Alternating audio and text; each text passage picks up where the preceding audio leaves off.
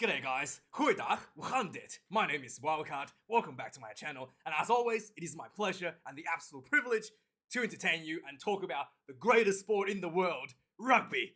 URC Grand Final, Stormers vs Munsters. What a game this was. Unlike Super Rugby, where teams get out there and let's try and win the match with 3 points.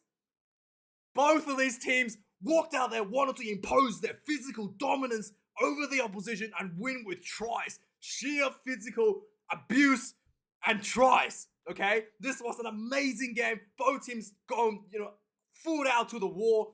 And Munster, despite being away for many, many weeks in a row, sleeping in hotels, they walked into this game with a determination, with a composure, with a strategy, and they executed and they won the game tonight. Yeah, this was very, very impressive. The Munster Stormers with pretty similar strategies going into this game, actually. Both games were playing those kicking game quite well, but it was the Munster's defense that really, really put the Stormers under a lot of pressure and forced a lot of errors and turnovers. When it comes to the forward battle, the set piece was a huge key point to both teams going to this match as well.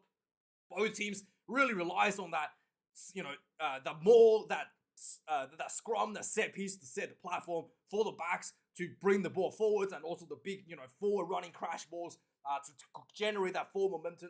Very, very important key areas for both teams. But I think Munster overall just executed a little bit better, a little bit more polished in all those areas over the Stormers forwards. Both teams had one more try, but I thought the Munster's overall more execution was a little bit cleaner than the Stormers. Maybe the Stormers rushed a little bit at times when it comes to setting up their moves, almost like not trusting themselves with the structure and process going into some of those moves that the Stormers had.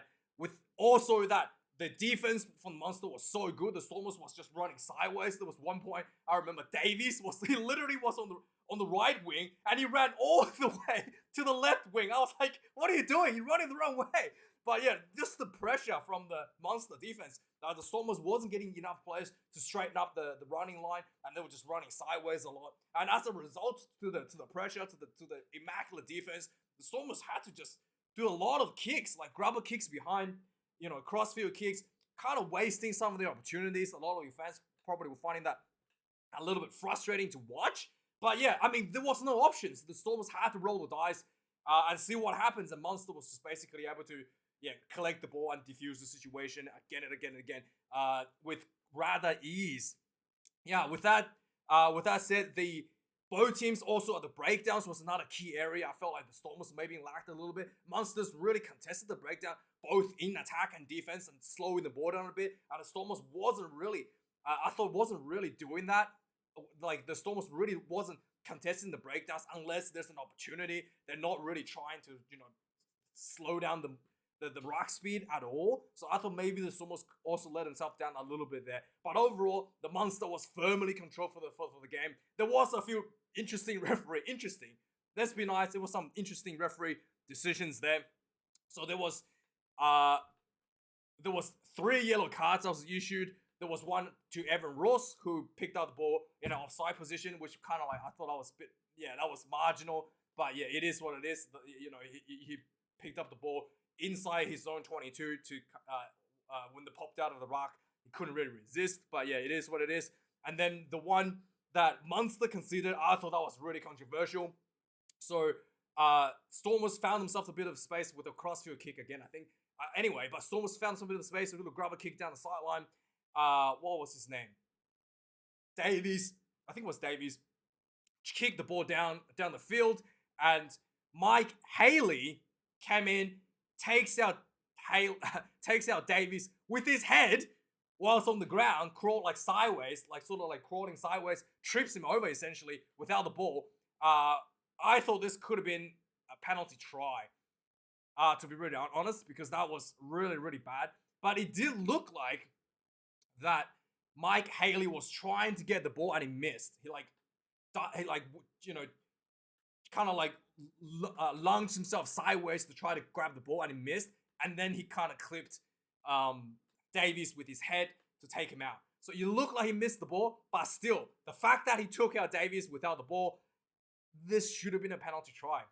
Yeah, like it or not, I thought that was a wrong decision there by the referee, or at least they should have looked at it to see if there was a potential for a penalty try. They didn't even consider that possibility. And finally, Crowley, the number 10, had done spectacularly well for Munster. He had a brain explosion with about 2 minutes left in the clock. He was in the ruck, contesting the breakdown, stuck his hand out and knocks the ball out of the halfback's hand.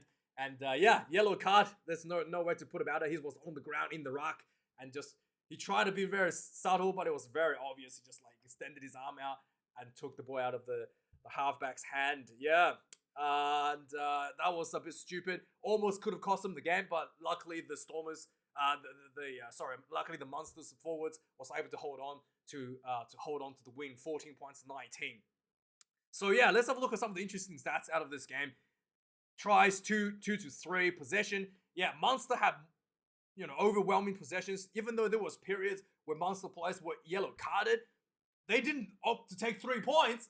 Let's take 3 points, guys. No, that was not an option. They still try to control the ball, control the possession, apply pressure inside the Stormers 22. Even with the play in the bin, their game plan didn't change because of the fact that they're missing somebody. They just played around that and managed themselves in defense to hold on, and it was really really impressive, and that's why they had an overwhelming possession during in the game. Whereas during the yellow card periods for the Stormers, they almost conceded 3 tries. In fact, 2 tries were declined because one was a double movement and the other one was a forward pass. There was a third try that almost could have scored by Munster where there was a grubber kick behind as well, and there was a bit of fumbling around. The Munster player almost got it on his hand, but he dropped the ball. So yeah, it was just really, really just a couple inches.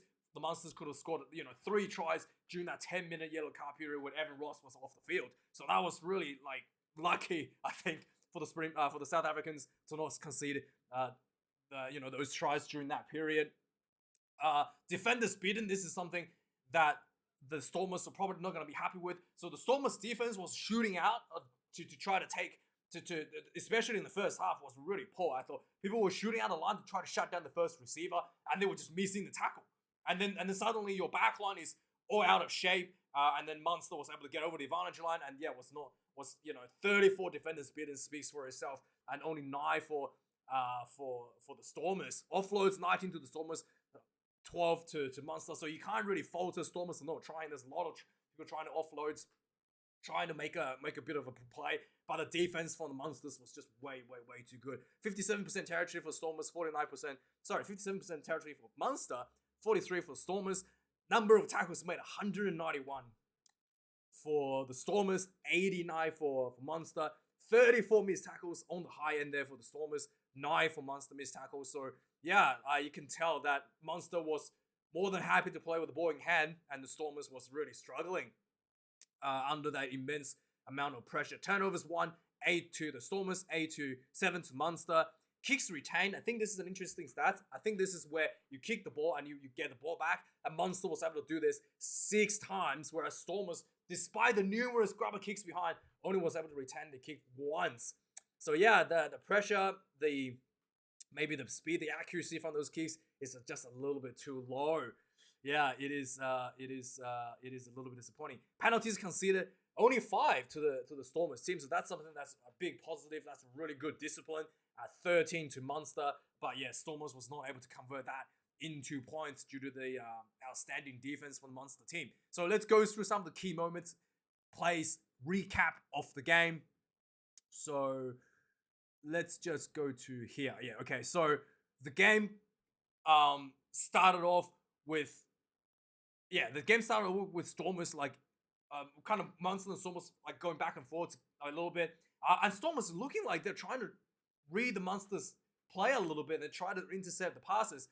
Damien Valenza went for an intercept early and he kind of missed. And then sure enough, 5 minutes into the game, another Munster, the rush defense kind of got to one of the Munsters players. I think it was the outside center.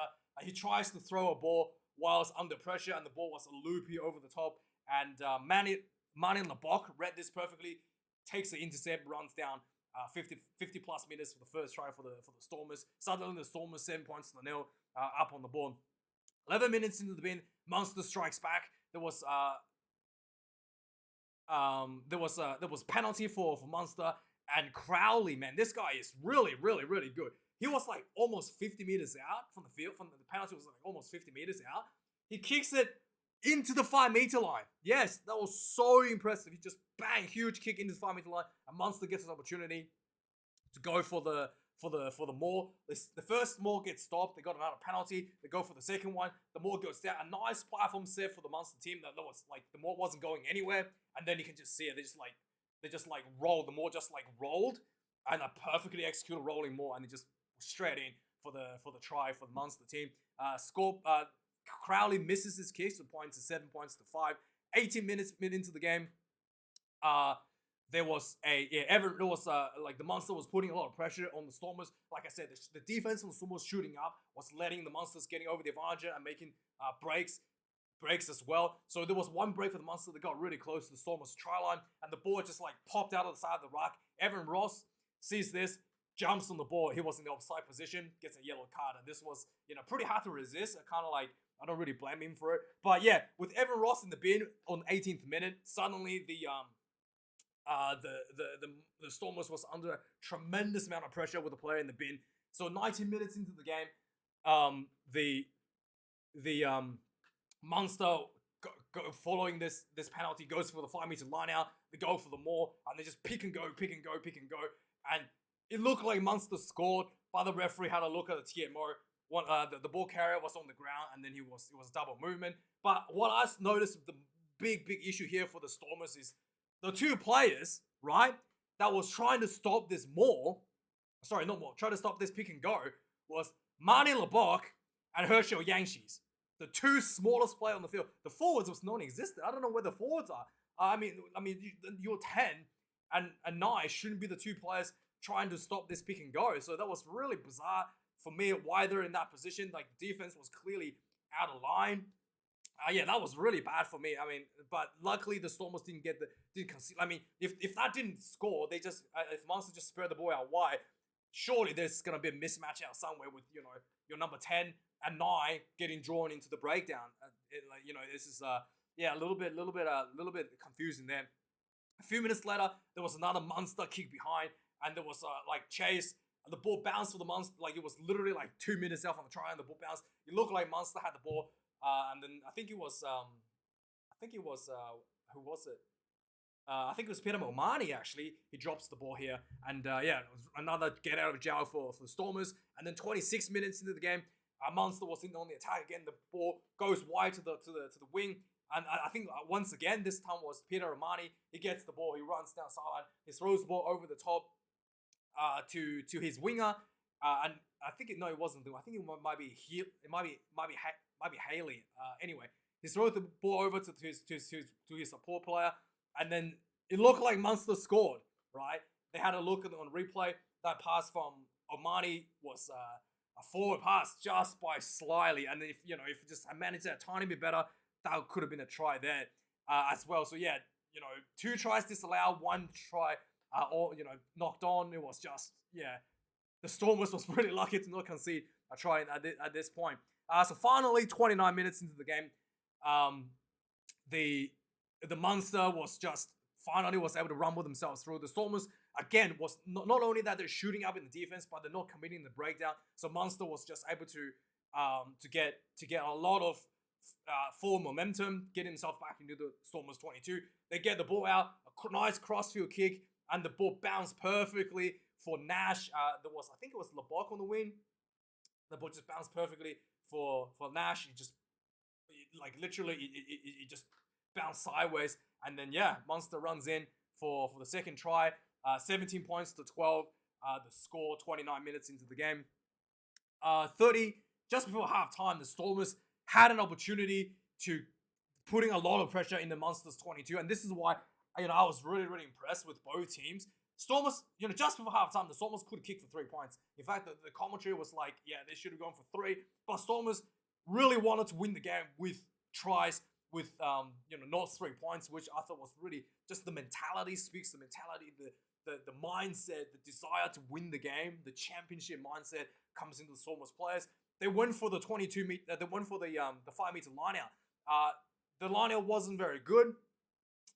The line out was okay, but the execution after line out was just a little bit rushed. Yang Shis gets the ball and tried to grab a kick. There was no penalty advantage whatsoever. Could have built a bit more, some more pressure. Tried to grab a kick for behind for Lebok, and the ball just gets scooped up by Munster and taken out of the bound for the end of halftime. That was a really bad decision, but to do the grabber kick, but it was the good mentality to go for the try just before halftime, not taking the easy 3 points there for the Stormers. So second half starts, 41 minutes into the game. Stormers comes out, immediately gets a penalty, and they're like, maybe somebody told them, maybe they watched the replay from the commentary. They realize, hey, maybe we should take the 3 points. So immediately they get an opportunity right in front, and Lebok misses this one right in front. So that was a little bit funny how how they just missed that one, trying to make up for the 3 points that they lost before the halftime. They didn't get it. It wasn't meant to be. 47 minutes into the game. Again, there was so 46 minutes. There was a lot of kicking for the Stormers. A lot of grabber kicks behind that wasn't turning anyway. Wasn't turning out for them. But this one is where the Davies gets the ball in the wing, gets grabber. I think it was Lebok that did the grabber kick, but Davies followed up and tried to chip the ball down a bit more. He gets taken out by Mike Haley with his head. Haley took him out with his head and then gets a yellow card. And suddenly looks like it's gonna be an opportunity for Stormers to fight back. And sure enough, they go for the penalty. They go for the line out. A few phases later, they get another penalty. They kick the ball off for a 5 meter line out. They go for the other maul. The second maul, this is just textbook. They set the maul still, and then they just roll the maul. Once they got everyone together, they just one big shove and just a roll, spin. Dion Fury goes in for the second try for the Stormers. Stormers up 14 points to 12. 50 minutes into the game. 56 minutes into the game, there was another huge line-out for Munster. They had an opportunity inside the Stormers 22, and this was just like poor execution. The lifter blocks the lifter blocks the jumper when he brings him down by stepping onto the opposition side. There was a wasted opportunity. They, especially the Munster here is under a yellow card, right? They could have gone for the 3 points instead of going for this line out where they just messed it up with the blocking.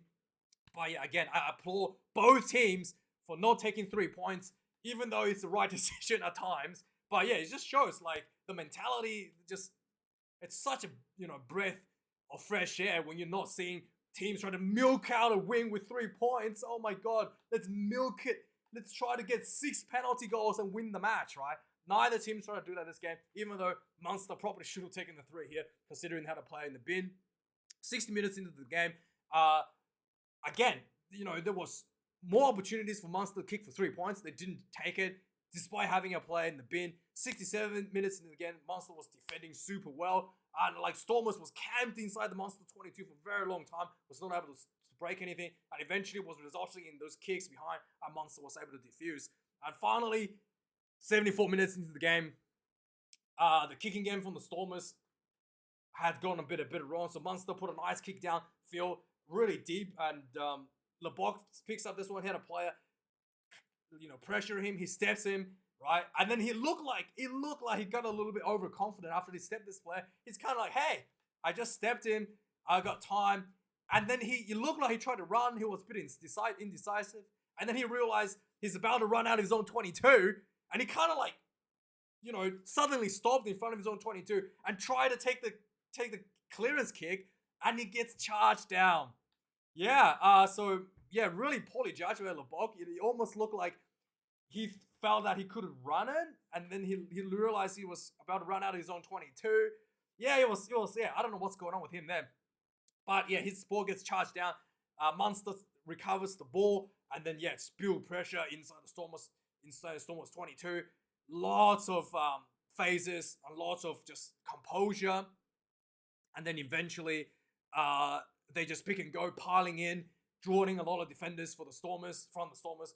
Eventually, they get the ball out, throw it out wide, and the winger gets the ball, throws it back in field as the final defender comes back to take him out.